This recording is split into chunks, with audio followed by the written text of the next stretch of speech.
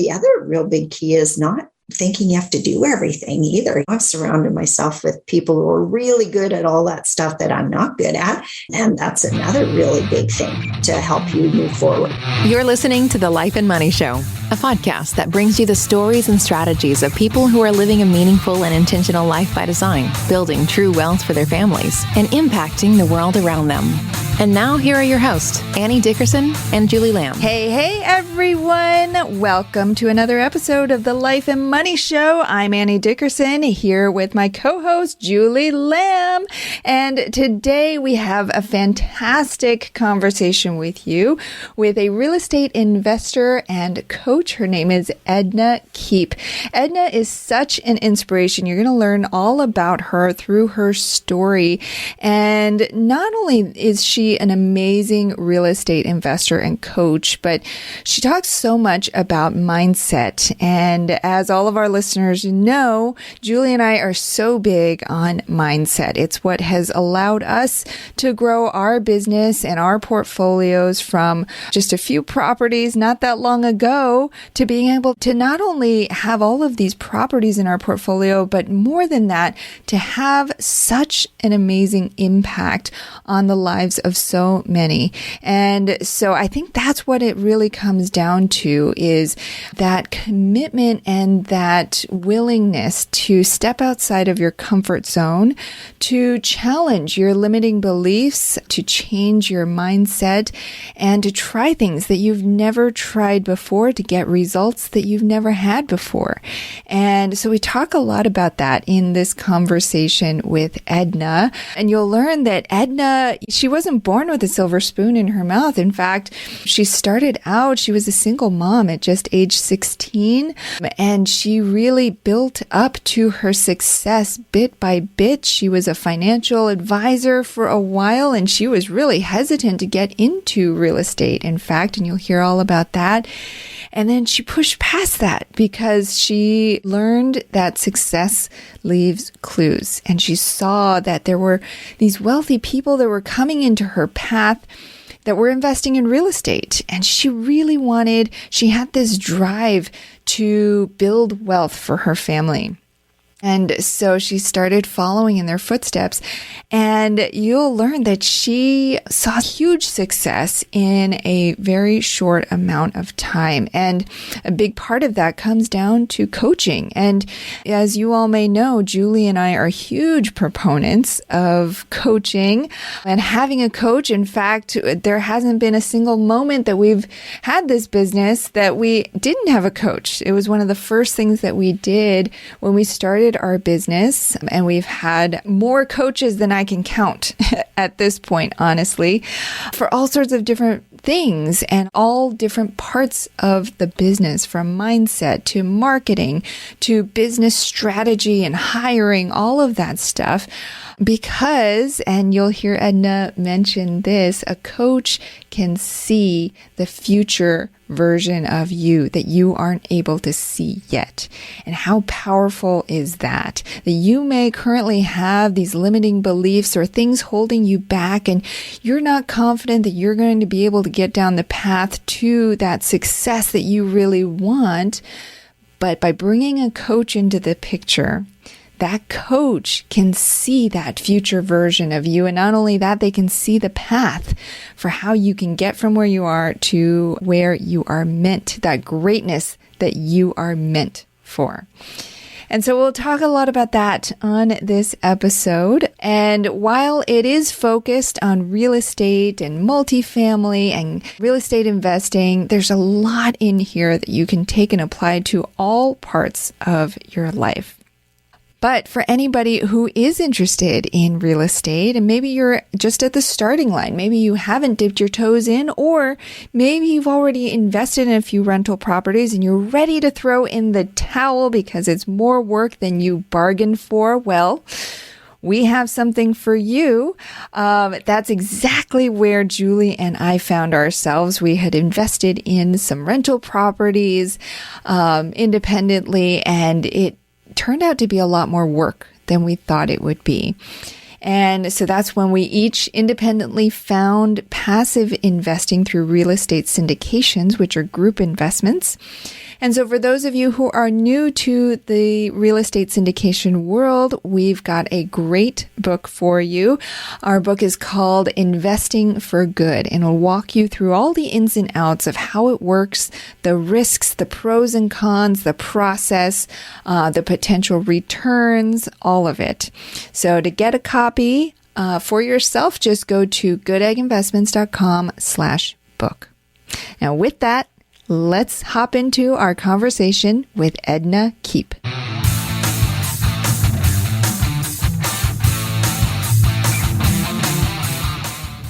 Edna, welcome to the show. How are you? I'm doing good. Thanks so much for having me. Absolutely. Now, Edna, I know you've seen tremendous success as a real estate investor and coach, but I also know that life wasn't always easy on you. It probably seems like a lifetime ago now, but I know you were a single mom at age 16, living in subsidized housing and with your daughter in subsidized daycare. Now, fast forward to today, of course, you're a huge success story. You're a multi-millionaire real estate entrepreneur and coach with a focus on buy and hold multifamily. Your story is such an inspiration and one that so many aspire to. So start by taking us back to your life before real estate investing and share with us a little bit about how real estate came to be part of your journey. Sure. Well, I'll start with that. As being a young adult, I got told many times that I had to learn to live within my means. I got myself in a little bit of debt, and I mean like all of $2,000. But that time when you're earning $1,200 a month, it's a lot, right? I didn't like to be in that debt, but my family members would say things to me like, Edna, you got to learn to live within your means. And I'm thinking, if I want to learn something, I want to learn how to be rich. I don't want to learn how to be live. You're like, wait a second. I want to just expand my means. Forget living within it. Just expand it. Right? Exactly. I didn't know how to do that, but I thought, yeah, if I want to learn something. So, you know what? I just started searching, and I didn't go to university because I was a single mom and didn't have the money or anything for it. But I started working right out of high school and just kind of work myself up. Always with this idea that I wanted to make lots of money someday. And I finally started making really good money when I became a financial advisor. So I sold mutual funds and life insurance for about 15 years before I got into real estate, and had really advanced a lot. I was making between $250,000, $300,000 a year. And I loved what I did. I loved giving financial advice and stuff like that. But in 2007, I was introduced to real estate. Actually, a few of my clients were coming in to see me. They were wanting to take money out of their mutual funds to invest in real estate. And I'm going, well, why would you do that? Like, it's an asset class that like pays you 3%. I had no clue. And so the one who was very wealthy, and I think he told me at the time he had 50 doors in my home city. And I thought, wow, like this guy's wealthy. I better listen to him. He said I should check it out. So I went to an evening class and then a 3-day event put on by Robert Kiyosaki's group. And we signed up for the training after the 3-day weekend and never looked back. 2 years later, I sold my financial planning practice and went into real estate full time. A lot of people thought I was absolutely crazy to give up because by that time I was working. Our girls were fairly young. They were about 3 and 5 when we got into real estate. And so I worked about 3 days a week with Edna. I still earned that kind of money. A lot of people just thought, oh, why would you want to start all over? But I could just see we had purchased 50 doors within our first 18 months. And when we set that goal, that was a 5 and 10 year goal, like 5 or 10 year goal. We just had no idea. And yeah, so we loved it so much that we went into it full time a couple of years later.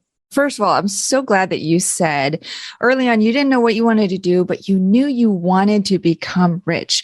And I'm so glad you said that because I feel like there's so many people out there, women in particular, for some reason or other, that are scared to admit that. They're like, oh, I'll live within my means, right? Exactly, and they're modest, but I love that you said that. And it reminds me of something from Wallace Wattles' book, The Science of Getting Rich.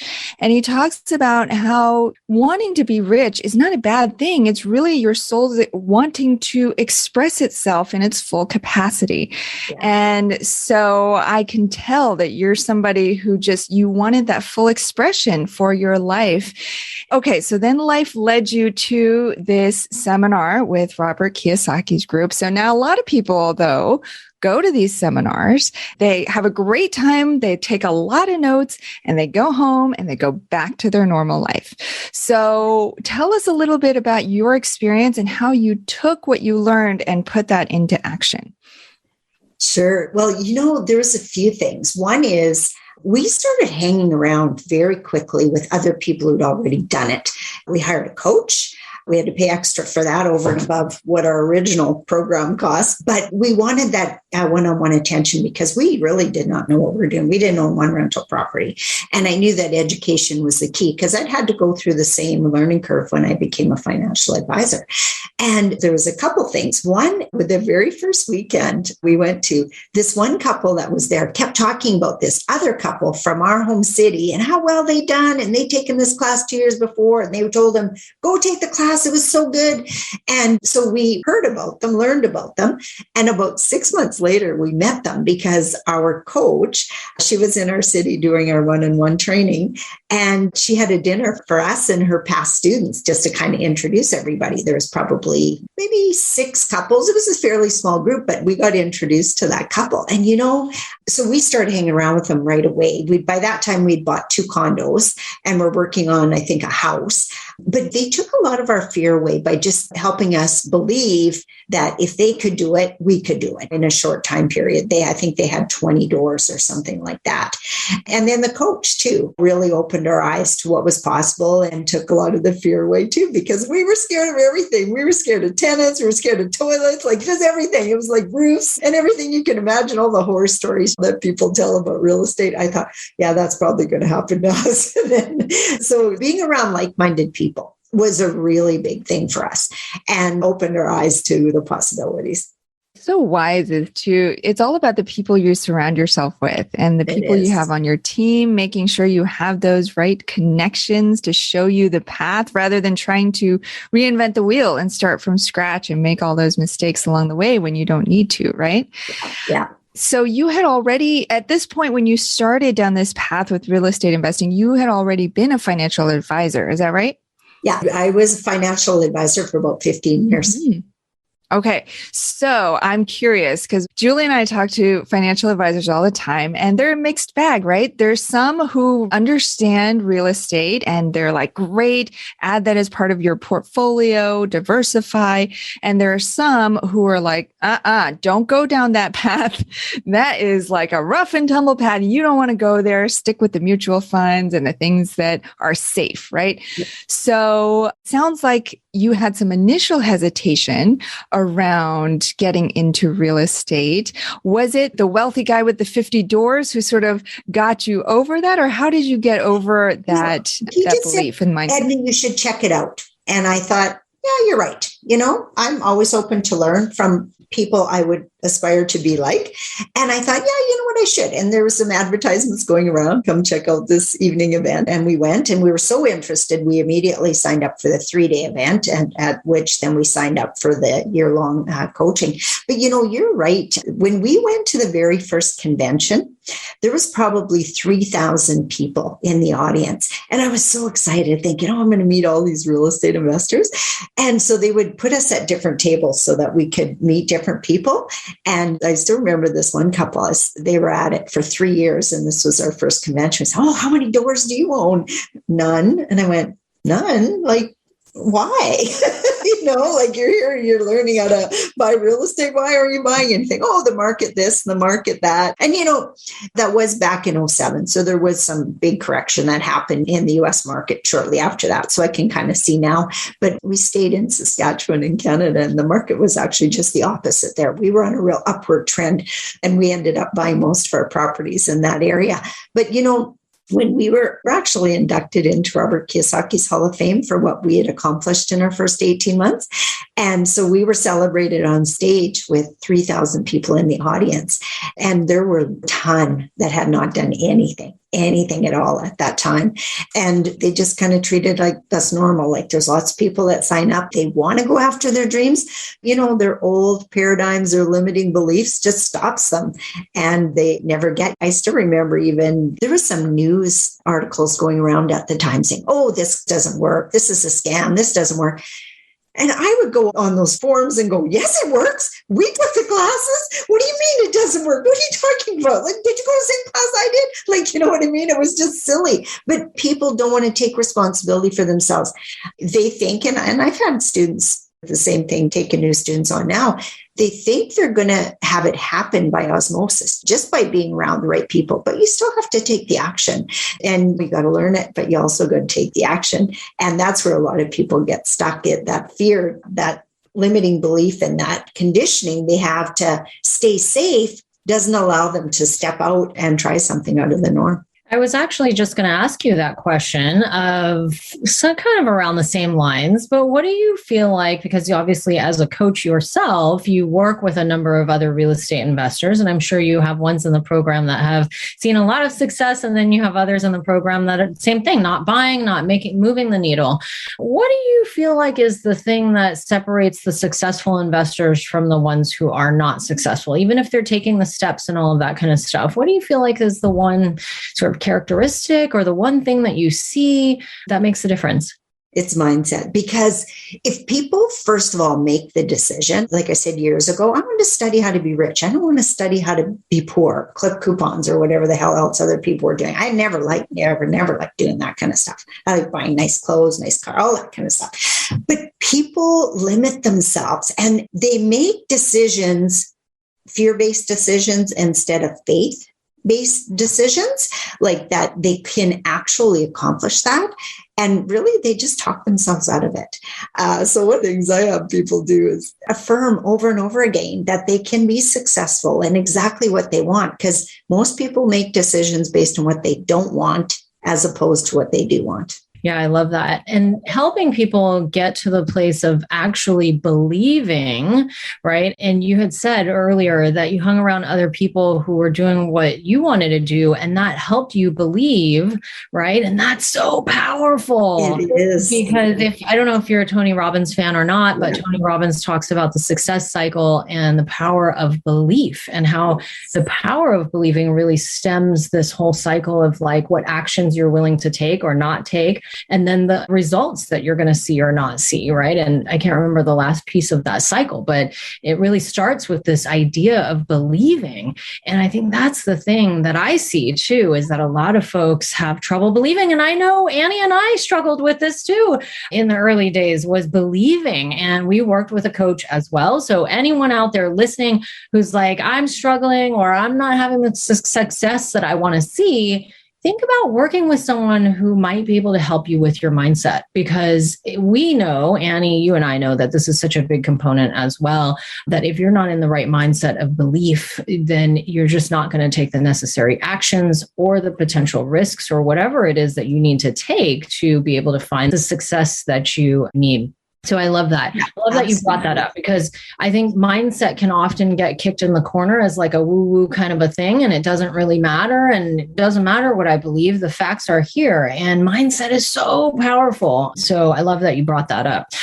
I just want to mention one more thing on that side too. That was the part that always worked for me. I was a C student in school, and my favorite book I ever read was Robert Kiyosaki's book called Why Do A Students Work for C Students and B Students Work for the Government? And I went, oh yeah, finally somebody's celebrating us C students, right? Because he was a C student. And until I read that book, I always kind of thought, I was kind of dumb in school, never really, excelled at anything. And now I realize that, I was never meant to shine in school. That wasn't my strength. That wasn't the teacher, sit in the corner, be quiet, and all that kind of stuff. That just wasn't me. Realizing later in life that was positive trait for entrepreneurial just changed everything for me. It's like, oh yeah, that's right. That's right. So it allowed to shine in the areas. And the other real big key is not thinking you have to do everything either. I've surrounded myself with people who are really good at all that stuff that I'm not good at. And that's another really big thing to help you move forward. We'll get back to our conversation with Edna in just a minute.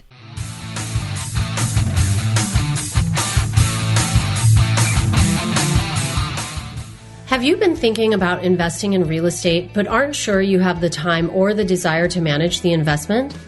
Perhaps you're afraid, like we were, that you'll make the mistake of choosing the wrong market or the wrong team and lose your entire investment. Well, that's exactly why we created the Goodegg Investor Club. We do the work of identifying solid real estate investment opportunities in the best markets around the country and then partner with you to acquire these investments, and then we'll all share in the returns. We'll identify the growing markets, strong, experienced teams, and the solid deals. We do all the heavy lifting of managing the tenants and the renovations, and as a passive partner, you get to enjoy all the benefits of investing in real estate, monthly cash flow, long-term appreciation, and the ongoing tax benefits. When we first discovered passive investing through real estate syndications, we realized it fit perfectly into our busy lives. We could put our money to work for our families, work less, and get more time back in our days so that we could focus on what matters most and discover our true passion and purpose in life. We've now helped hundreds of people invest passively in real estate syndications and are seeing the positive impact it's had on their lives. We invite you to partner with us by joining the Goodegg Investor Club today so you can start putting your money to work for you and get more time back in your day, because we know that when people have more time in their days, they can do the true work they were intended to do, and the world will be a better place. To sign up for the Goodegg Investor Club, go to goodegginvestments.com/invest and we'll take it from there. That's goodegginvestments.com/invest.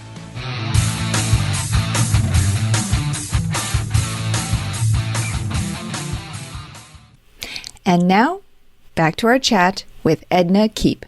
Oh, yeah. I remember hearing on a podcast, I always talk about this years ago, heard on a podcast, find a partner whose strengths offset your weaknesses. I talk about this all the time here on the show. And when I met Annie, I knew that she was the missing puzzle piece for me, and vice versa when we met. And it's been a great partnership. But together, when you work with somebody who has the strengths that offset your weaknesses, together you become a powerful team, right? Because there's not a place that you're not strong. So I love that. I have to read that book. I didn't even know, I think maybe I've heard of it once, but I'm not familiar with it. So I'll have to go read that one. Yeah. It was powerful for me. Maybe not for everybody, but it sure was for me. And I always say, first time C students are celebrated, because they're not celebrated that much. Definitely not through school, That's true. Yep, absolutely. Now I have a question. When I first got into this world of real estate 5 years ago, more seriously as a career, I was inundated with all the different options there are within the real estate world to get involved in. I mean, from flipping to notes to hard money lending to buying multifamily, big multifamily, small multifamily. I mean, the list just goes on and on and on. When you first got introduced to real estate, or you knew about real estate as one of your clients was involved in real estate, how did you know what direction? I get this question a lot from a lot of new folks who are trying to get into the real estate field. How did you formulate that idea in your mind that this was the direction you were going to go? And I guess it goes also back to mindset, because a lot of people think, oh, apartments, I can never buy apartments. I know I did when I first got into this space. It's tough, right? So how did you go about that? Well, at the beginning, we didn't. So our first year, we were kind of no money down or none of your own money down type deals were interested me. And we knew early on that if we were going to scale in any way, we were going to have to use other people's money. And so we bought a couple condos, and we bought a duplex, and then we bought another condo. And, within the first just about 18 months, I guess maybe just over 12, we'd bought like around 12 properties, but we didn't have those all in our own name because we already had to get joint venture partners because we couldn't do any more mortgages in our name. But then I'm sitting at a realtor's office telling him, we want to buy 20 houses this year along with our partners, because we couldn't have thought about doing it on our own. And he said, Edna, why don't you just buy an apartment building? And I said, I can't. I don't own enough houses. Like, it was just an automatic way of thinking, maybe play like Monopoly. And he said, well, how many houses do you think you need to own? And I said, I don't know, because I just thought, well, I have to build up the equity and da-da-da. And he said, well, you're already raising capital or joint venture partnering with houses. Why don't you just do the same thing with an apartment building? So I sat there for a few minutes and I went, yeah. Okay, tell me more. And so he kind of filled me in a bit. He owned some apartment buildings, which was powerful. A lot of realtors don't. He did.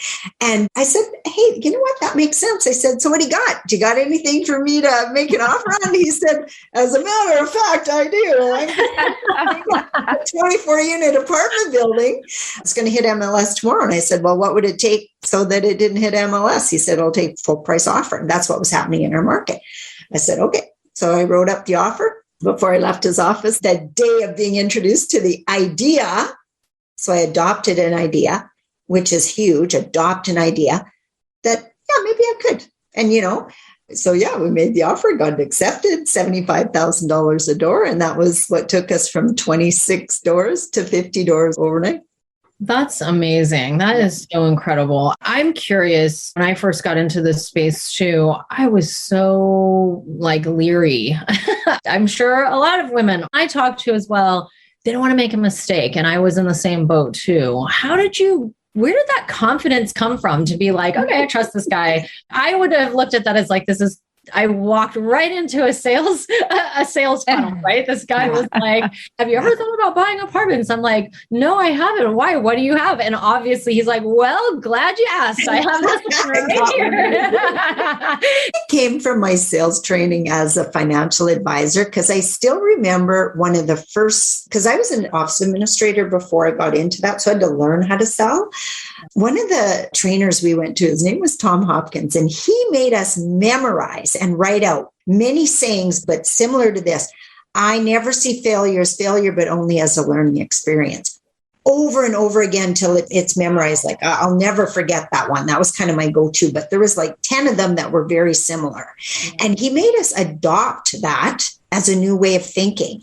And so that's what allowed me to take all those risks, from going to be as a single mom living at home with my child in subsidized daycare. Then I moved into subsidized housing, and I didn't want that life. I did not want to stay there. So I took a few different risks. I moved away from my hometown, which my parents didn't want me to do. They said, it's a big, bad, scary world out there. And I went, I don't care. I'm ready. I'm not staying here any longer. And I went. And then I got what was considered a decent job. And then I left that job and got a better job. And I was always studying. I was doing side studies, like secretary and bookkeeper and accounting and an office administrator, and just moving up incrementally. And then left what people would have considered a good paying job back in, what would it have been? 96, earning $45,000 a year, full-time, been there 8 years, solid, working 4 days a week. They love me there, bonuses, stuff like that, to a straight commission job. And people just thought, oh, that was crazy. But the people around me helped me make those decisions. And hiring a coach and having a manager and stuff like that is so huge. I always say they can see the future you that you can't see yet. And that was a big catalyst for me, even going full time into financial services, because I was still a single mom at that point. My daughter was older, but my manager said to me, he did a training where we had to do this sales practice in front of him, and we were recorded. And he says to me, he said, you don't have any idea that you're good, do you? And I didn't, because I'd learned all the sales at that point, just doing financial services on the side while I still kept my office administrator job. And he said, Edna, he said, what'd you earn last year at your job? And I said, well, 45,000, 43,000, something like that. He said, how much did you earn doing this part-time? And I said, well, I earned 20,000. He said, you did that on a part-time basis. What could you do if you went full-time? And I went, yeah, because I'm probably not going to be lower than what I am. And he said to me, it'd probably take $24,000 a year to replace that $40,000 a year job, because you got write-offs, you have to pay all the CPP and EI and all that different kinds of stuff. So I said, okay, if you think so, do it. And so I did. And, I've kind of taken those incremental steps, but always kind of built something on the side while I was still holding on to that, and got it to a certain level before I let go, because I never had anybody else to depend on that I could just let go of stuff like that.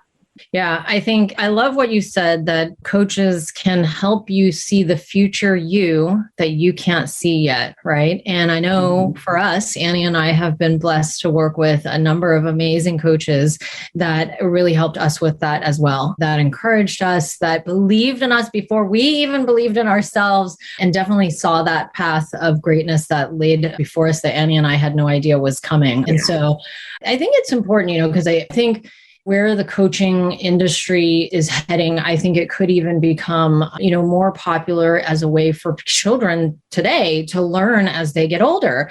Just had a call with someone earlier today who is super educated, right? Really educated. And then said that she took a land coaching course, and felt like she learned more in that like $5,000, whatever it was, land coaching course than she did in terms of learning how to build a business than she did in all the professional training and education she had and real life work experience that she had and formal experience that she had years before. So I think it's Tony Robbins and his counterpart. I can't remember his Dean name. Graziosi. Thank you, Dean Graziosi. Yeah. They have that whole program, right? Where this is their new way of teaching and coaching other people, is teach other people how to do what they do, which is like the coaching and educating online. So I think that that's so important. Real quick before we transition, how did you get into the coaching piece? So I know you did the real estate, and I'm just curious because Annie and I fell into being coaches as well. I mean, it's a part of our business that we love and we enjoy, inspires us. But how did you fall into that? Well, we're still buying real estate, just so you know. We just made an offer on 330 units in Florida here last week. So we're just waiting to hear back, but still buying. But it kind of came about organically. It wasn't what I planned. I've personally had coaches ever since 1999 when I was working as financial advisor. I hired my first coach then, because sitting in the room of a bunch of $1 million producers, this is when I just very first went full time. And the $1 million producers were scattered among us. Who here has a coach? And they put up their hands, and I looked around, and all these $1 million coaches got their hands up. I went home and I got a coach. And I've never been without one since, because it just made sense to me. And I've always hired a coach who's done what I want to do, not a cheerleader type coach, but one who's done what I want to do, because it short circuits my learning curve. But how we fell into it is people just kept asking us how we'd grown so fast. 50 doors in 18 months. How the heck did you do that?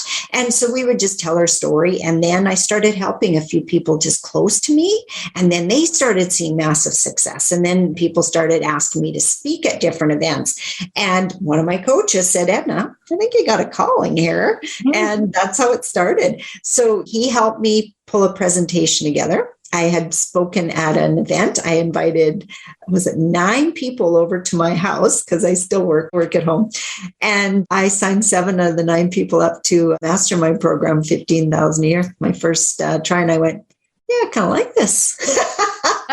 And it just happened organically from there. Like, I started working with a few people, and they told a few people, and they told a few people, and I learned about marketing and all that kind of stuff. And now it's one of my major focuses. I love it. I feel like everything I ever did in my life has brought me to where I am today. I find it more thrilling and rewarding than buying my own buildings. I love the whole finding the deal and offering on the deal and creating the deal and da-da-da.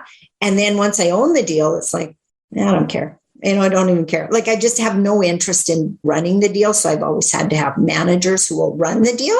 So I get to be part of that every single day. Like, just the last couple of weeks, I had 8 calls with students working on live deals. And I love it. I just love going through the whole thing with them, the creativity, the negotiating, the setting the financing up, and determining what we're going to do with the building and all that kind of stuff.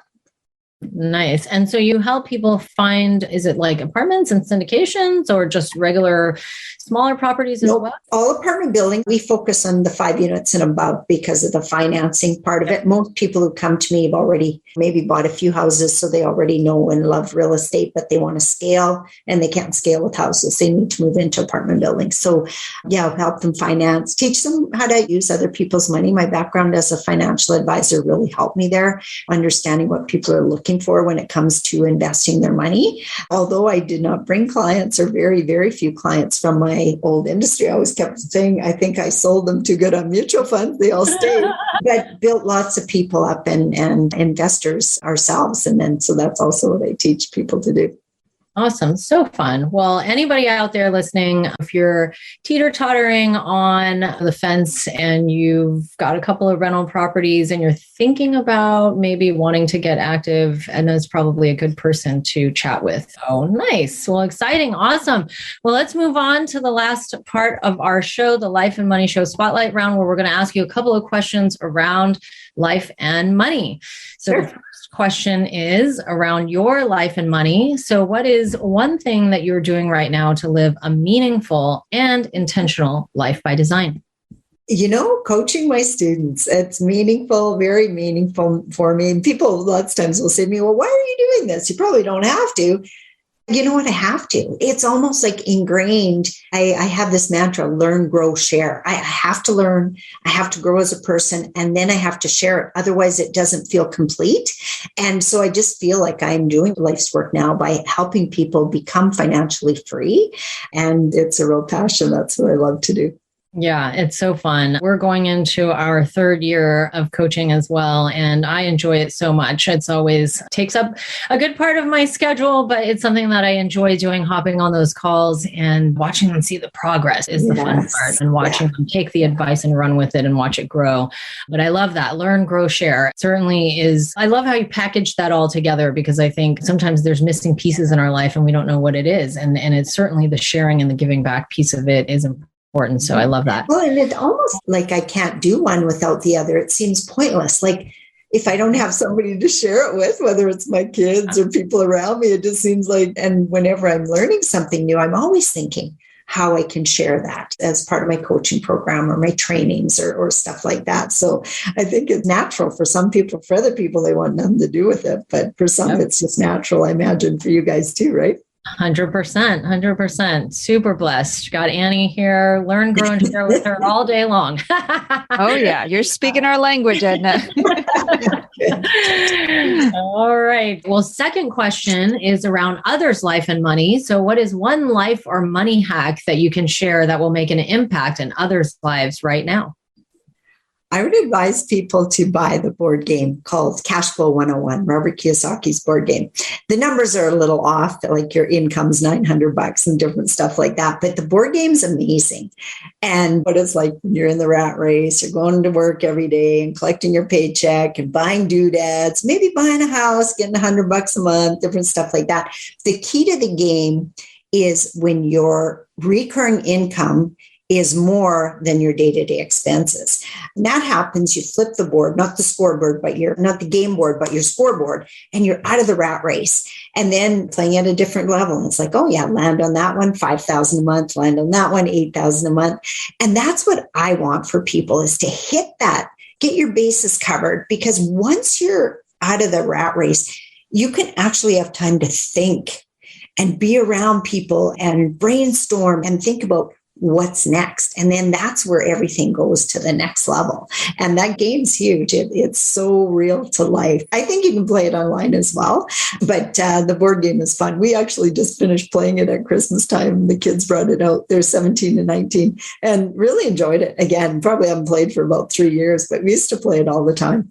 Yeah, I think something that we've been talking about throughout this podcast is about immersion, right? And I know that I definitely immersed myself. I know Annie did as well when we first got into the space, but sometimes it's not always possible to immerse yourself. Not everyone can just go quit their job and immerse themselves into a certain space. And this game certainly allows you to do that and gets you to think the way that you need to think, to ask the questions you need to ask to start making the progress you want to have to get the results you want, right? So love that. It's such a fun game. We've got it too. We play it all the time. So yeah, love it. Last question is around life and money in the world. So what is one thing that you're doing right now to make the world a better place? Charity of choice is Habitat for Humanity. And I think, do you guys have that where you're from? I'm not sure what it is. We do. Yes. Okay. So right when we very first got into real estate, we decided that was going to be our charity of choice. And we love what they do. We've helped build several houses in our community for people with low incomes. And again, that's close to my heart. Get into homes and not have to pay the huge interest payments and all that kind of stuff and allow them. That's one of the things that I support. That makes such a huge difference in lives of these people who otherwise may not be able to buy a home on their own, but it also gives you the opportunity to get in there, roll up your sleeves, and really make this huge contribution that will change the entire trajectory of someone's life. So yeah, it does. We got to meet a few of the people who we'd helped over the years, and it's very humbling to hear their stories, and what a difference it made for them. I bet. And then you're setting them on this new trajectory where they can then go and learn, grow, and share and change their legacy as well in their family's future. So that's amazing. Edna, I know that our listeners are definitely going to want to follow up, learn more, potentially work with you. So tell them what's the best place that they can go. Well, you know what? I'm all over social media. If they just Google my name, they'll find me. I do YouTube videos, and best place, and I got probably most of my information right on my website, ednakeep.com. And I actually have a 4-day challenge coming up, which teaches people about what it's like to have the mindset shift to change into multifamily. And that's something that's coming up. Actually, I'm going to be running it probably once a month, but the next one is February 14th, and they can access that on my website as well. Excellent. Well, for all of our listeners, definitely check that out. That's coming right up. So be sure to sign up for that challenge. Edna Keep, real estate investor, coach, and author. Edna, thank you so much for being here with us and sharing your story with our listeners. My absolute pleasure. I love what you guys are doing too, sharing your knowledge and sharing your contacts with people. It's so powerful, isn't it? Indeed. Together, we're going to change the world, right, Edna? Absolutely. All right. Thanks so much. You're welcome. You've been listening to The Life and Money Show, the #1 podcast for people who, like you, are living a meaningful and intentional life by design, building true wealth, and making an impact in the world. For more resources, check out goodegginvestments.com and be sure to join the Life and Money Show community on Facebook. And if you got value out of the show, please subscribe and give us a 5-star review so we can continue to bring you amazing new conversations.